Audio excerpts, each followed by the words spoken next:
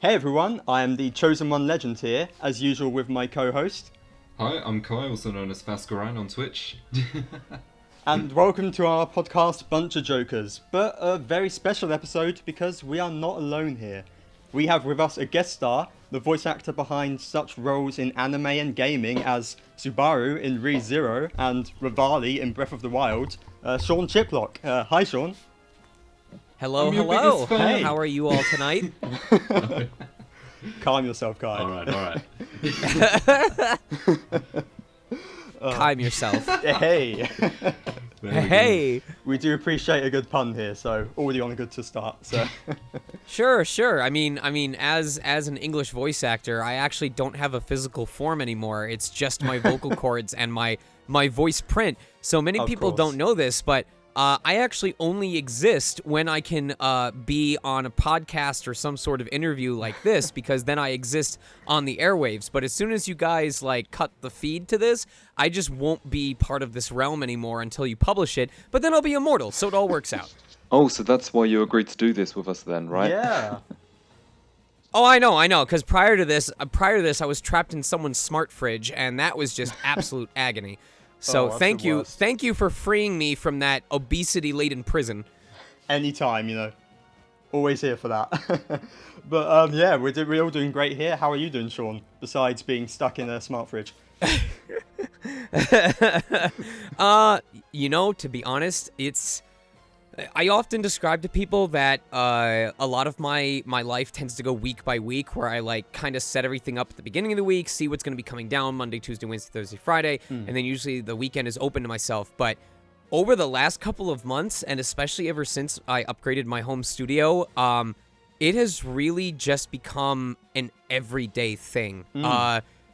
Every morning I wake up, and before I start my morning recording session, which is usually around 9 or 10 in the morning, I have 10 minutes to check my email, which almost always has at least 3 auditions I got to take care of sometime that same day, and someone asking what my avail is for either later that week or the next coming week. And for example, even today, I had someone asking if I can devote at least 3 hours every single weekday through the end of October. For an upcoming project. And that's before any stream stuff, that's before any other gigs I book, that's before any auditions. So last month, over 80% of the weekdays had at least 2 recording sessions, and it's looking like that trend is going to continue into this month. So I'm staying on top of it at the moment, but it's my daily life can be best defined as where my 1-hour breaks are. And I mean that between 9 a.m. and midnight. Wow, yeah. That is crazy. That is Yeah. life of a voice actor, eh? I'm I'll happy admit, to be that busy. Yeah, I mean, that makes me feel a little bit inadequate just playing Mario 64 all day now, but... Oh, I'm still doing that. That's part of my stream.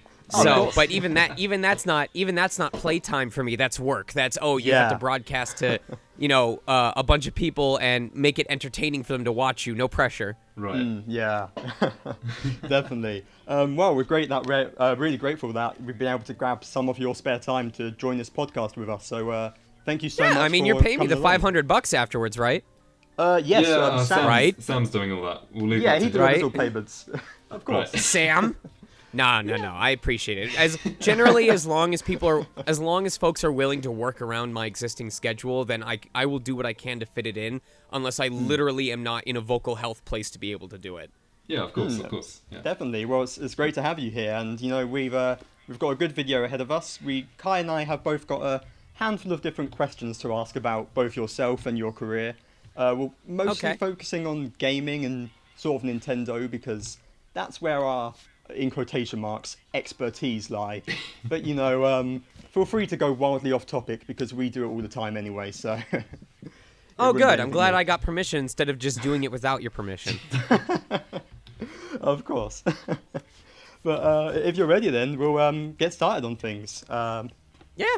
But there's for the audience watching, there will be timestamps in the description below if you want to jump around to different sections. But we always recommend giving the whole thing a watch. It's going to be a good time. So let's get on with things. So before we talk a bit more specifics about sort of your career, we just wanted to talk with you a bit about your experience in gaming outside of work. So, because it appears to me from looking at your like Twitch streams and your Twitter posts that gaming is as much a hobby for you as it is a career. Would you say that's the case? It definitely is. The ironic thing being that I think the only reason why my gaming hobby is still around is because I kind of shoehorned it into Twitch streaming. Because prior to me starting up Twitch streaming, there was that brief period between when the pandemic first started and when I started doing the streaming 5 days a week, where I just did not have any time to myself. Like, the only time that I played games was when I was streaming. And even now that's the case, but it still feels like now that I've found a certain routine that works for me, like when I have my stuff, because I use the same laptop for streaming out here in the main living room that I use for recording professional stuff in the studio room. So generally what I try to do is I have a morning session almost every day. So I set the laptop up in there, and then once I'm done with that session, I will do as much as I can before taking the laptop out of the studio room. Because mentally at this point, as soon as it's out of that studio room and it's set up for stream, it's not going back in that studio room until the next time I have a recording session. Like, I'm not going to move all the wires and stuff like that to do it a second time. Right. So it has kind of boded well for my work ethic because it's pushed me to get as much done as I can before I come out and do stream. But it also has allowed me to separate my work and private time. So once I move it out here and I do the stream and the stream is done, I don't feel compelled to set everything back up and go back into the studio room to record. I'm like, nope, that happens tomorrow. Right now is my downtime after my stream is over. And I think that's something I sorely needed, even if I have less time to myself than usual. That definitely does sound like a healthier lifestyle for you, though, like being able to separate it very clearly compared to when you maybe couldn't in the past with all that sort of thing. It's not the healthiest, but it's definitely better than what I was doing previously. Yeah, it's getting there, at the very least. But Right. Going back a bit further to before it became sort of your career and to do with your streams, do you remember how you first got into gaming in the first place? Was there any particular childhood games of yours you really love? My mom says that when she was carrying me around in utero for 9 months, at first she could drink hot sauce, and that's what would quiet me down. But then I obviously developed a taste for hot sauce, and it wasn't enough to quell me anymore. So she says the next thing that she did was swallow a Game Boy and a 12-pack of AA batteries, and that lasted until it was time for me to be born. Oh, So, boy, okay. assuming her story is true, that's where my love of gaming started. But like from the earliest years that I remember, I had a Game Boy and a Nintendo Entertainment System, and so I grew up on like RBI Baseball, on Tetris, on Mega Man 6, on The Legend of Zelda and Link's Adventure, Super Mario Brothers 3. I had all of them. So I mean, that was a good era of gaming, so you've got a good choice there. I pretty much stayed Definitely. Nintendo throughout all of my childhood. I know we had a PS2 at one point, but I forget who originally purchased that. But I was pretty much all Nintendo until I moved out to California and did my QA job for NIS America, because that's what introduced me to dungeon crawlers and more specifically the PlayStation Vita, God rest its soul. And that I kind of turned PlayStation heavy for a while, but specifically PS Vita, because that's where all the really good dungeon crawler JRPGs were. And then around when the Switch came out, the Switch I didn't end up really paying attention to until about a year after it was out. I forget what it was, either a year or two. When did the Switch come out? Was that 2018? No. March 2017. 2017, yeah. Oh, that's right. It was when Breath of the Wild came out. It was launch day. Yeah. Okay, so it was either a year or a year and a half later, and I didn't truly realize the importance of the Switch as a portable console until I brought it with me to go to a convention that I was a guest at, and I fired up Chocobo Mystery Dungeon Everybody while I was at the airport, and that was the first time I'd ever played the Switch undocked. And that was the moment that I went, oh, I get it now. Yeah. And immediately after that, I hard pivoted back into the Nintendo fan base. I mean, I guess it's you're just saying about like the PS Vita. I mean, it makes sense that you'd enjoy the handheld elements of the Switch involved in it as well. That's half of the console, so. From the moment I realized that was a thing that I could do, I never was bored on a plane flight ever again.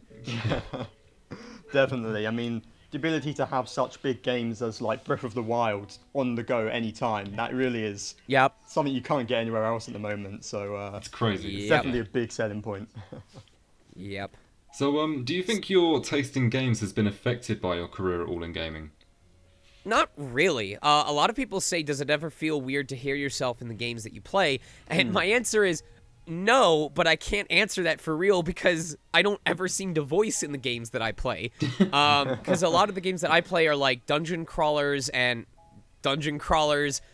mystery dungeon games, and most of the mystery dungeon games, whether it's Etrian Odyssey or Pokemon, tend to not have English voiceover. Now there were some cases. For example, Mary Skelter was a project I was really excited about because I voice in it.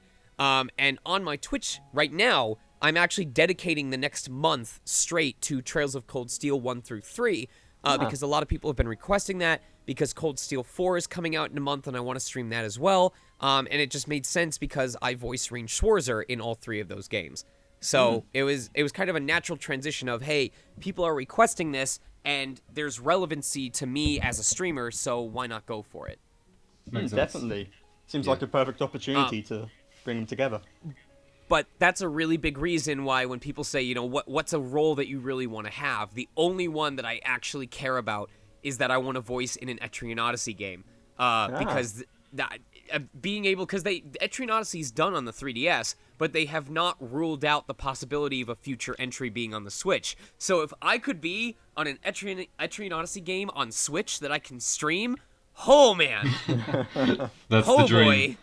Yeah, I mean, you know, the Switch is getting a bit of everything nowadays, really. There's all sorts of games that were going to be sort of more 3DS focused and that coming over to the Switch, like, you know, Bravely Default, for example. So it's definitely in the realms of possibility, and that would be a really cool thing to see. Right. But speaking a bit more on your Twitch, actually, so you stream on Twitch, on, I believe it's twitch.tv/Sonicmega, is that right? Yes, it's the same as my Twitter. Yeah. And you've actually recently reached a bit of a landmark, haven't you? We're not sure yet because I do know that very recently I hit all of the Path to Partner achievements necessary to apply to be a partner. However, I don't think we're out of the woods because from what I've been told, one, and I believe this fully, there's a huge backlog of partner applications because of how many people got into streaming as a result of the pandemic. So even though the application site says if you met all the requirements, then your application will be reviewed within 7 days. If you're applying just because of a social media presence, it could take 2 to 4 weeks.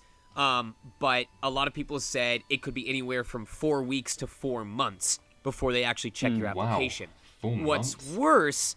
What's worse, and I don't know if this is true, but this is what I've been told, is that when they actually look at your application, they actually only count the 30-day period from when they looked at your application and back. Really? So even though I applied on, let's say, September 21st when I was eligible, and that 30-day period was like August 24th through September 21st or something like that, if they don't actually review the application until October 30th, then presumably they would only count the average of October 1st to October 30th. And if that's below 75, then they'll say, oh, sorry, it didn't meet this metric, reject it, and then I have to wait a third of a year before I can try again. So you've got to retain all of those viewers through that entire time. And it's presumably, it's 75 presumably average, yes. Right? Now, there was no benefit to, for example, waiting a couple months before applying because, for all I know, that just might make the queue even longer. So it was in my best interest to apply as soon as I was able to. But the fact remains, I don't know when they're going to actually look at it. So until further notice, the fact that I hit the milestone means absolutely nothing. Because if I dip below 75, they could check it at any moment and go, nope, I'm only seeing 72 here. Rejected. Yeah. Right. That's rough for sure, but hopefully we can keep that momentum going, though. So if anyone watching hasn't checked out the streams yet, go give it a look. We'll have a description. We'll have a link in the description. So, I was legit hoping that I could tell people in my Discord that the numbers game was over, that people didn't have to care anymore. But if it's any consolation to folks, I give away a crap load of stuff. Like every time I beat a game on stream, I always give out at least one free copy to someone that's in the chat. nice. I think I gave out I gave out something like 25 copies of Final Fantasy Crystal Chronicles. Literally, we tallied it up, and I gave away about $1,100 worth of subs and game copies before I was done with Crystal Chronicles. And I don't ask for subs. I don't care about your money. I don't want your money. I just want the views so that I can hit partner and not have to care about it anymore. I do not do Twitch for the money. So, right. Out of curiosity, what exactly does partnership mean for the channel? How does that affect the channel? So, it's mostly like I don't have any specific plans once I hit partner, but it's twofold. One is just the relief of not having to care about whether you're hitting a certain viewer count. It's the idea of, because once you hit partner, you don't have to maintain a 75 average permanently. You just have to stay active and not break their terms of service. So it's one of those, once you've got it, you can just sit on it, you know, as long as you're still using the platform. But also, being partner gives you access to streamer tools that ironically would make it a lot easier for non-partners to hit partner. For example, the ability to multi-stream, to do collab streams with other streamers where you're like sharing the same window. It's just, it gives you extra tools and options. I believe also partners are able to get access to additional emote slots based on how many subscribers they have.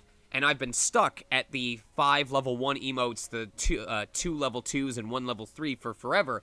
And in the meantime, the Discord server has like 50-something emotes that were personally commissioned or hand-created by the community that I would love to feature on my Twitch channel, but can't because I don't have those spaces yet.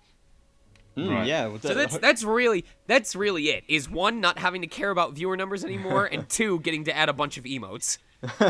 I mean, I do love me some good emotes. So that all seems worthwhile to me. Anyone who hasn't, do go check it out. Like I said, there will be a link in the description below. But to go back a little bit, and of course now you're sort of getting towards this landmark, but how did you actually start off with Twitch streaming? What made you decide to start streaming? Well, I'd wanted to stream for years, but there were two cowardly excuses keeping me from it. One was, I don't know if I have enough time to stay committed to it, and two was, I don't know if I have enough space to set up all the streaming equipment. Because I was familiar with, you know, the green screen, the atmosphere lighting, you know, whatever decorations are going on in the background, the equipment itself. Well, the pandemic kind of solved one of those, which was, I don't know if I have enough time, because the initial interest came back when that first month was happening where no voice actor was working at all. Like, to give you an idea of how much free time I had, that 1 month of Animal Crossing New Horizons, I logged more hours on that game than I did in 2.5 years of owning Smash Brothers. Wow. That's impressive. I didn't believe it either, but according to my Switch, I have more hours in New Horizons than I do in Smash Bros. Ultimate. And I was part of the tournament scene. I was bringing my Switch to tournaments and running the game for 4 or 5 hours at a time. Sean, was it the terraforming? No, actually. Really? Oh, yeah? It was. Okay. It wasn't. It was just straight up like catching fish and collecting furniture. I wish I could tell you. I think it was just fish farming to build up bells. Honestly. Right, okay. So once the time excuse was taken care of, and I found out that I didn't need as much space as I thought, that's when I was like, okay, I can start doing this. And obviously, you know, my first couple of streams were very quality challenged, but I got help from some veterans like Mike to Microphone, who I basically owe my current setup to, with additional thanks to people like Barkus, who made banners for me. And then right around when I went, haha, you know, I've got this down to a science, I can start streaming more regularly, that's when the work started coming back.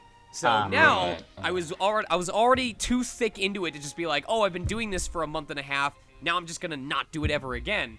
But now it's like, as soon as the work came back, it came back harder than ever, and because I'm working from home, I don't really have the excuse of, oh, I'm gonna get back too late because of the commute time to bother streaming. So now I'm just doing both every day. Yeah. And it's really exhausting. That is a rough workload, but I mean, do you enjoy it though, still? It's hard to give this a description because what I'm saying, I mean what I'm about to say, 100%. This is not me giving a frou-frou answer to try and like sugarcoat it. Okay. It's really stressful. Like, there are a lot of times where I finish a session at, like, 3 p.m., and I know the stream's at 5, and I get really stressed out because I have basically enough time to eat something and take a half-ass nap, and then I have to go right back to performing, quote-unquote. So there are a lot of days where I'm like, I really don't want to do this. Like, I'm really stressed out. But I stream, and I still have fun, and I'm enjoying myself with the community, and everyone's really understanding, and on the rare occasions where I'm like, I'm going to take it easy tonight, everyone's been super supportive. So it's like, it's super exhausting, and I hate it some days, but I still do it because it's fun. Yeah, I feel you there. Like, with streaming, yeah, that's definitely the case. And I know that might not make sense, but, like, the way I look at it, it's no different than voiceover, you know? For all the days that I'm like, I'm really exhausted and I didn't like what I did for that performance or that audition, you know, I'm upset with myself right now.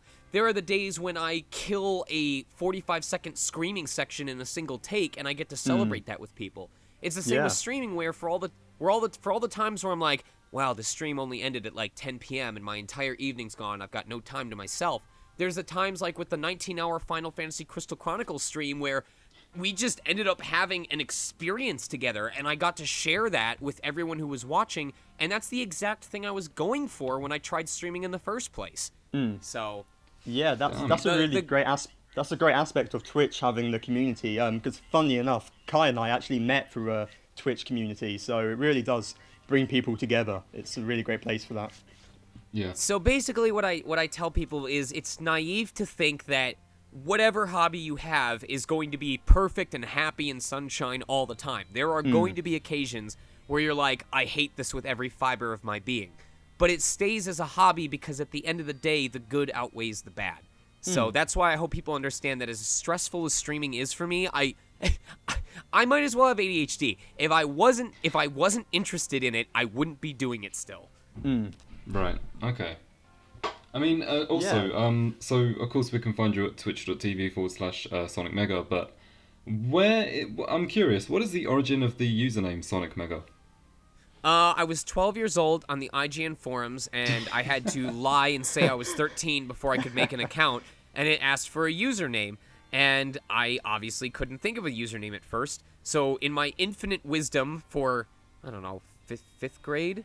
Maybe? No, sixth. Let's see, if I was 12 years old, I was 18 right as I went off to high school, so minus 6 years. So second grade. Really? Really? Jesus, who let me online? Yeah. Anyway, that's ridiculous. Second graders should not have access to the internet. No. Oh god. Okay, I mean, I have to have that. No, sixth grade. I had it backwards. Because for some reason I was thinking college was 9th through 12th. No, 9th through 12th is high school. So that's why it seemed weird. It was middle school. Well, Kai and I are both UK based, so actually I have no clue what you're saying when you mention those dates. So yeah. I'm So taking your word for it. if we convert US school years to UK school years, second grade is actually like 3.5th grade in UK. So anyway, so I just came in my infinite wisdom. I took my two favorite video game characters at the time, which were Sonic and Mega Man, and I slammed them together, and the algorithm went, "Hey, that's not taken." And, you know, the more time went on, the more I realized that I had a pretty good name going for me because I didn't have to add, like, tildes or underscores or, like, 6 numbers at the end or, like, a set of X's at the beginning and end. It was just Sonicmega. So it has a ring to it. As long as it's been working, I've kept it. You know, you chose names better as a 12-year-old than I did. My name I chose at that time was Nintendo Nator 3000. So I mean, my AOL name was Freestyler77, and that too cool. That did not age well in the realm of internet chat rooms. That is way too cool. I'm sorry, like you can't keep that name. All right. So I guess going back into voice acting, like how did you very first get into it? What's the origin story for that? Well, depends. Do you want the first time that I was doing it, or the first time that I discovered it? I suppose first time you discovered it. Yeah. First time I discovered it was, and I've told this story a lot of times, I was on the Adult Swim website at like 3 o'clock in the morning because I was super bored and procrastinating homework as usual. And I ended up seeing a behind-the-scenes clip for the upcoming episode of Trinity Blood, which was airing on Adult Swim at the time. And one of the little factoid bubbles took you to a side video where it showed Troy Baker recording as Abel Nightroad in the booth.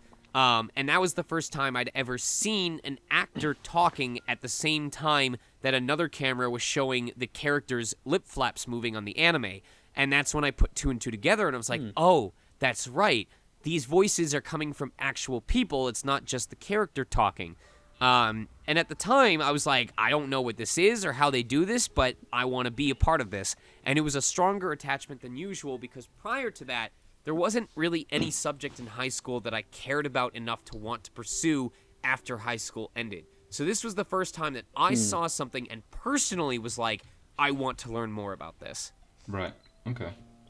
Yeah. And of course, going off of that, you've gone on to voice in a multitude of different projects. There's such huge games as Fire Emblem, Persona, and of course Zelda, and the anime as well. Now, Kai and I are not particularly well versed in anime, but even we recognise, such big names as JoJo's, Demon Slayer, ReZero.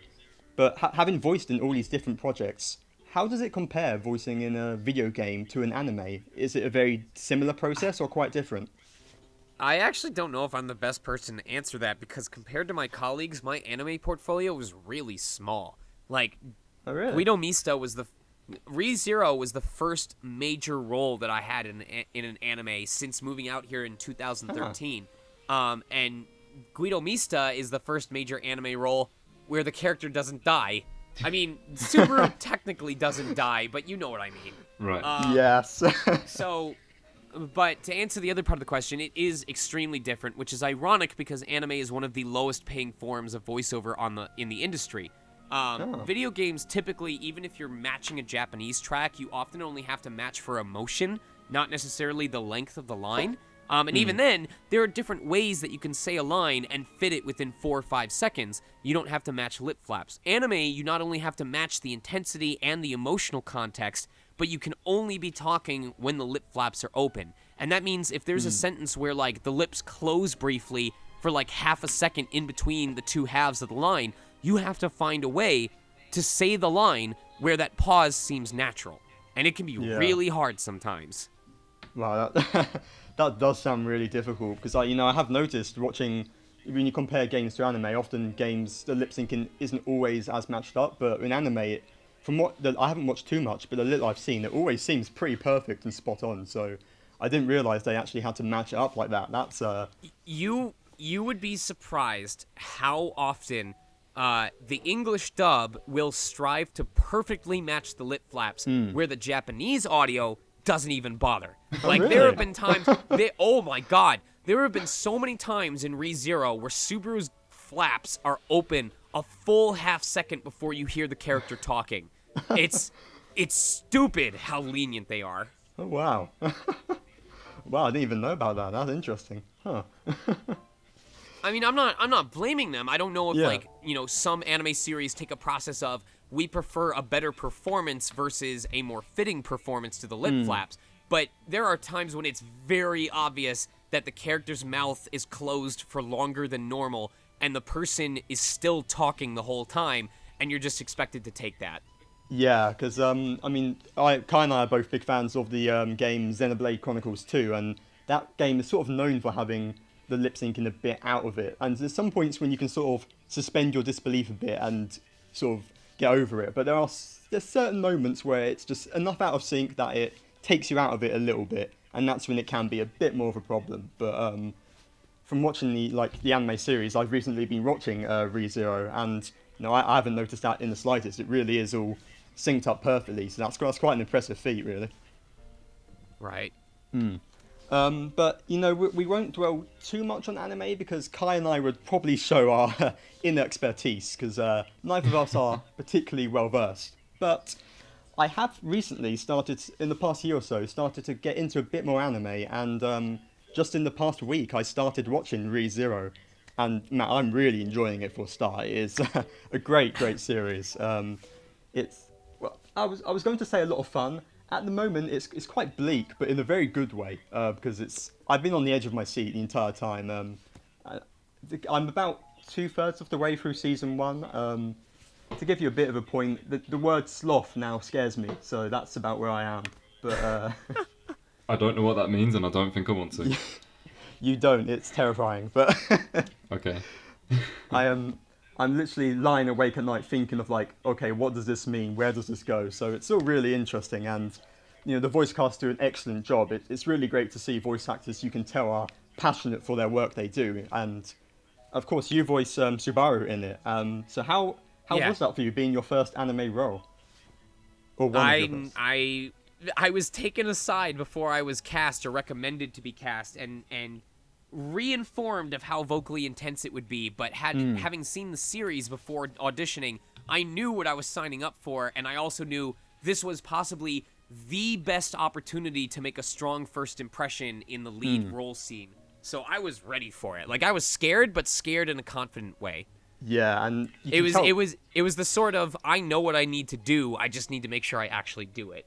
And you can tell it paid off, because really, Subaru has such a lot of really intense moments. I just watched an episode just recently where he had like a good 10-minute monologue, it felt like. A lot of shouting and intense, so that must have been quite a strain on your voice. Yeah, it can be. It definitely has paid off in creating a really great performance. But to give a give a bit of more fun question, let's say, I'm going to give you a bit of a hypothetical. So let's flash back to the first episode of ReZero, but let's say that instead of appearing in the world of ReZero, Subaru appears in the world of Hyrule from Breath of the Wild. We're talking after the calamity, so everything's gone bad and the world's in a bit of chaos. My simple question is, how long do you think Subaru would last? Does he, when he arrives, is he in the middle of a war-torn area that's full of monsters, or is he in a relative, quote-unquote, temporary safe zone, where maybe nothing bad is happening yet, but if he just stood there, then something would find its way to him? I guess to make it more comparable to the show, let's say he appears in a village, like Hateno, for example. Oh, that's a good question.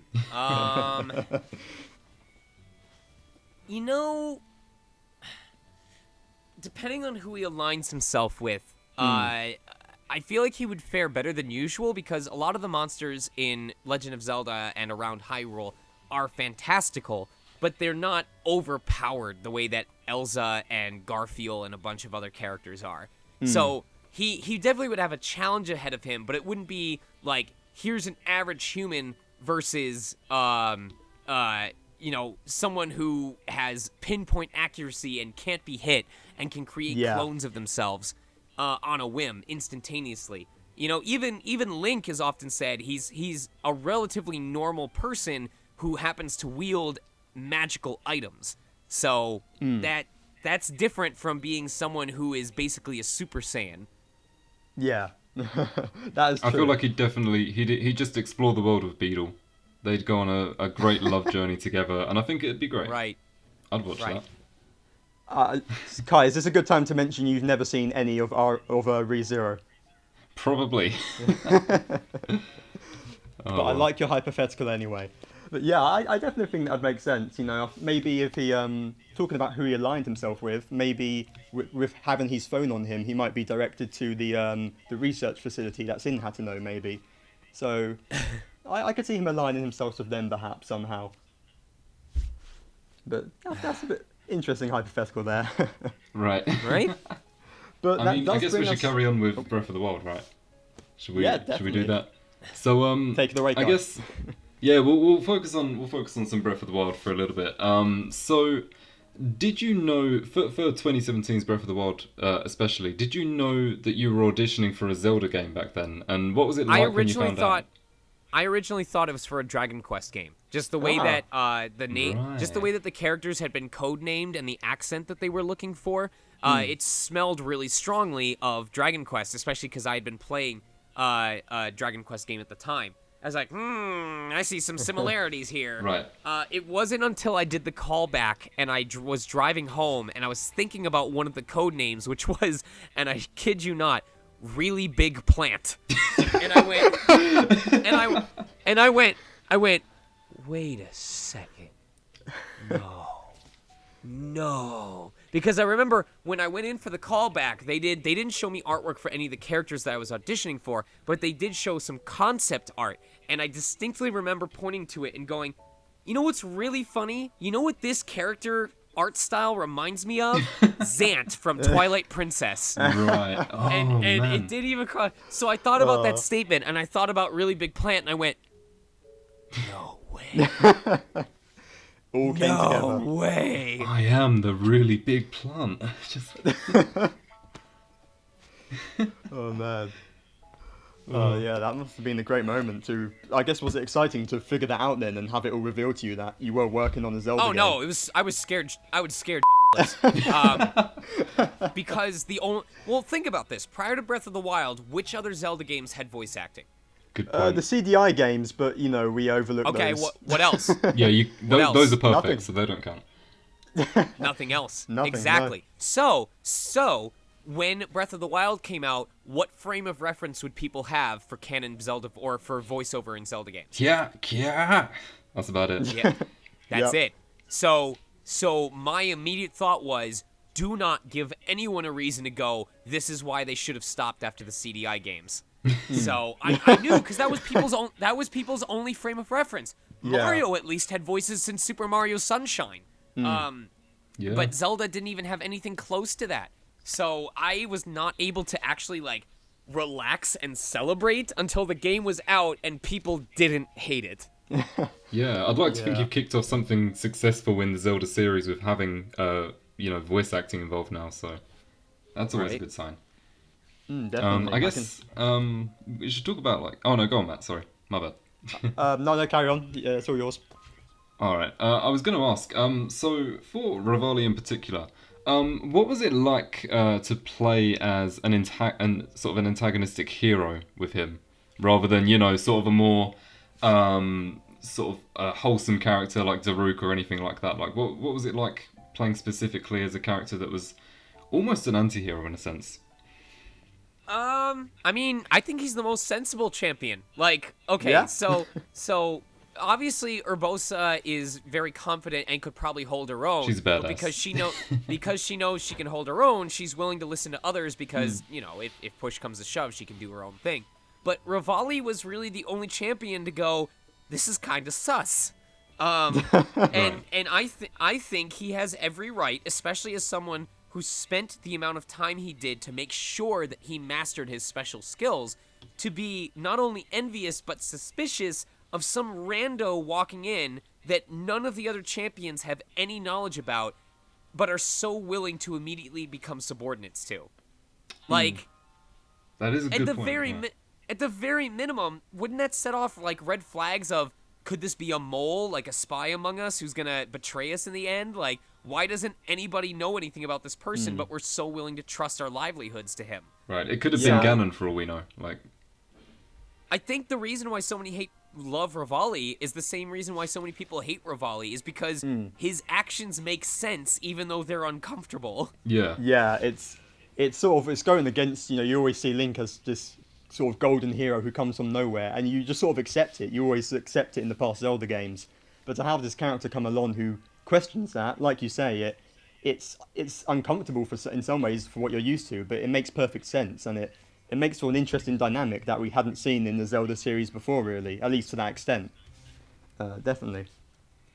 Right, having but- someone really sort of question, is Link, is he really someone you can trust just out of nowhere? It's a really good sort of change from what they normally have in the system. Right.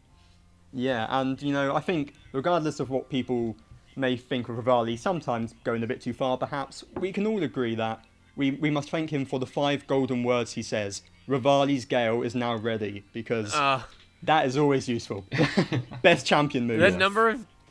The number of times that I've been told by people that they just go, "Thanks, Sean," every time he says the phrase is amazing. I'm gonna need to start doing that.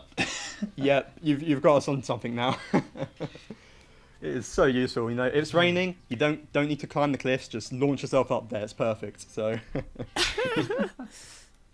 But of course, you don't just voice Revali in the game. You also voice Tabor and the Great Deku Tree, which, I mean, for a start, I didn't actually even know that till recently. So that's a testament to doing a good job of voicing these different characters when I couldn't even tell. So that's a good start. But particularly with the Great Deku Tree, like you said, he's a character. He's unlike Revali, who's a original character, and same with Tabor. The Deku Tree is a sort of legacy character. He's been around in Zelda games such as Ocarina of Time and Wind Waker. So was there any more pressure giving this character a voice who people already probably had their own idea of what he sounded like?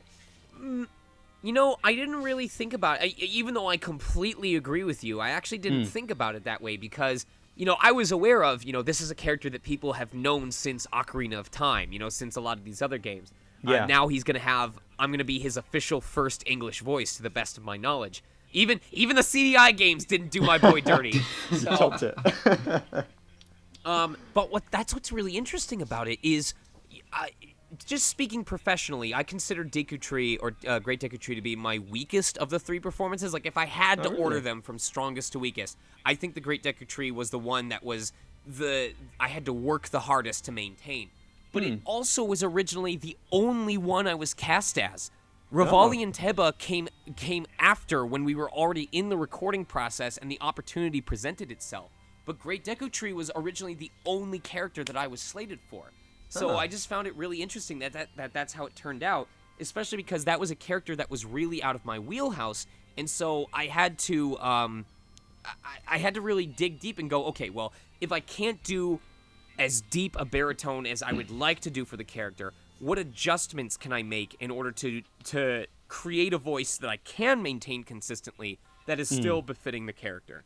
Yeah, I mean, I can only say the way you voiced it pretty much lines up with how I'd read the voice in my head, playing Ocarina of Time as a kid. It's that sort of low, deep booming, but also quite gentle as well. It really comes across the way I'd imagine the Deku Tree. So I think did an excellent job of it. And overall, the voice acting in Breath of the Wild, it's a big new direction for the Zelda series. And after hitting it so strong off, right from the gate, I can only imagine they're going to keep at this with future Zelda games following suite. So that would be really exciting to see where the Zelda series goes from here.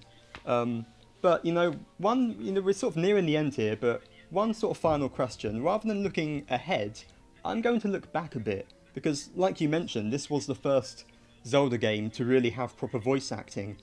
But for a bit of a hypothetical, if you could go back and give any of the other past Zelda games voice acting, who's a previous Zelda character that you think you'd like to voice? I don't know if I have the tenor range for it, but Vati. Ah, that's a cool. That Either would be really Vati cool or one. either Vati or Girahim. I loved reading Girahim's lines out loud, either just on stream by request or whenever I would see clips of it. I love his mannerisms. I love his character. I've played characters like that in the past with Zank from Fairy Fencer F. I just love how he's elegant and vicious at the same time. Yeah, he is really a great character. He's definitely one that sort of stuck with me throughout. And I'd definitely love to see him given full voice acting one day. That would be really cool to see because thus far we've just sort of got the. I feel like he's definitely. Yeah. So what are you saying, guys? He's definitely one of the more interesting characters in the series. So that would be a good one to see. Yeah, Skyward Sword's a good sort of pick because it's one of the early games to give Zelda characters a bit more depth than usual, I would say. We've got a bit more expressive Zelda in that game and a bit more of an expressive Link and characters such as Groose. So that's definitely a game that is deserving of voice acting. So definitely a great answer to that. But yeah, I think, unless you've got anything else to say, I think that's all of our questions gone through. Have you got anything else? I believe that's it. Yeah, that's it. So, wow, time has gone fast now. But, before we end things off here, I do want to give some special shout-outs. So first of all, I want to give a big shout-out to our friend Sam, who he works on the logo, the thumbnails, and he'll be editing this video, and he set this whole thing up. So there's a running joke that I pay him. You set me up! I'm sorry. It was all, we're going to lock you back in the smart fridge. It was all part of the act. No! Yeah, but I owe Sam a lot because we say I pay him in Kit Kats, but I owe him a life supply at this point, so he's going to be stacked. But also, of course, thank you to you, Kai, for being my co-host as usual. We'd like to tell people where they can find you at. All good, man. Happy to be here. Yeah, you can find me at twitch.tv/Fascurreyn on Twitch. I'm taking a small break right now, but I normally stream open world games, Breath of the Wild, Odyssey, Skyrim, Xenoblade if I can. So yeah, you can check me out there. And, of course... sorry, go on, Sean.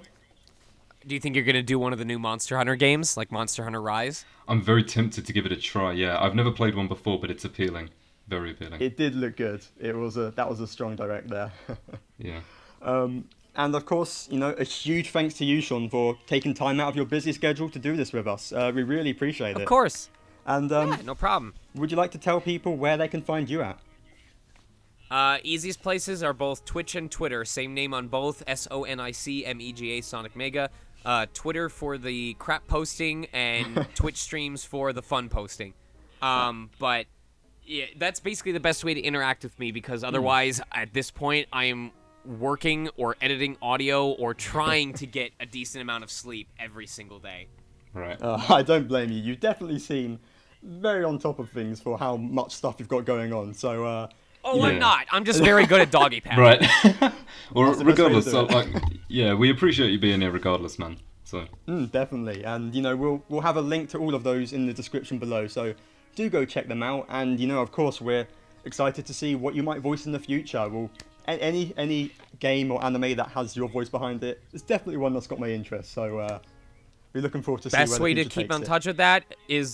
Best way to keep on top of that is definitely to follow my Twitter, because as soon as I'm able to announce stuff, that's the first place it happens. Definitely. Right, okay. Everyone, if you haven't, go give them a follow, both of those places, and check into some of the Twitch streams, because I've only been able to catch some of the videos based on the time zones, but they are a lot of fun. And what are you playing through at the moment again, Sean?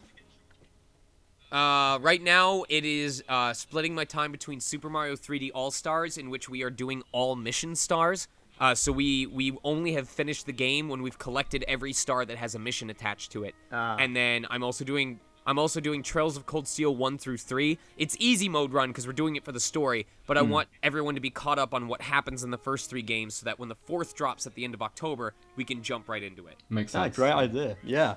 And that's the show then. So, thank you so much everyone for watching. And please stay tuned to BunchaJokahs for monthly Nintendo podcasts and some extra sort of videos as well. We'll have a podcast out next week, so do check that out. And, we'll see you all next time. Goodbye. Bye.